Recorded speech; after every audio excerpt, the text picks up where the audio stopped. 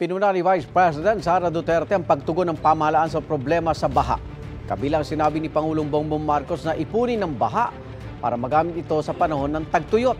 Sagot ng Malacanang, hindi alam ng bise ang ginagawa ng administrasyon dahil wala naman siya rito sa bansa. May unang balita si Marisol Abduraman.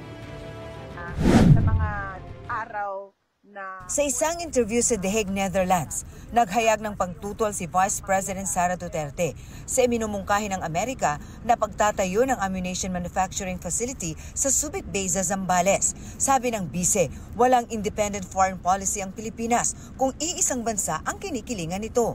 Ang nakalagay sa ating saligang batas, no, na meron tayong dapat independent foreign policy.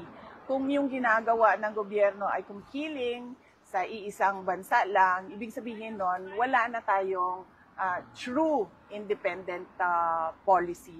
Ang mungkahing ammunition facility, bahagi ng Defense Cooperation ng Amerika at Pilipinas sa ilalim ng Enhanced Cooperation Agreement o EDCA.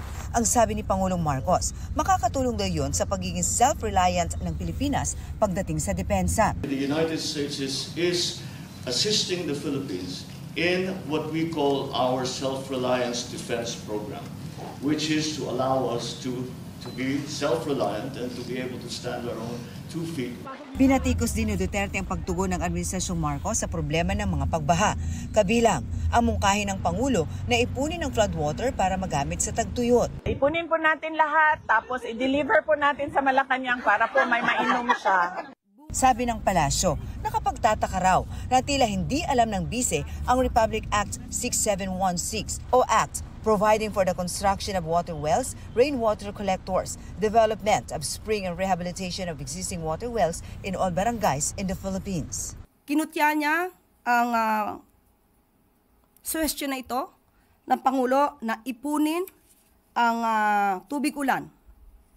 Marahil ay hindi po niya batid ang batas na ito at ang pinapalabas lamang niya ay pag-iipon ng tubig sa timba.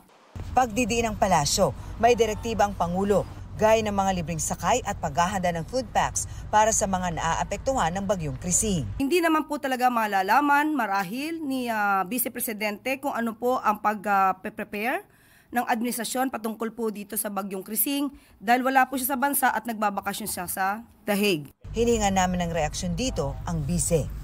Ito ang unang balita. Marisol Abduraman para sa GMA Integrated News.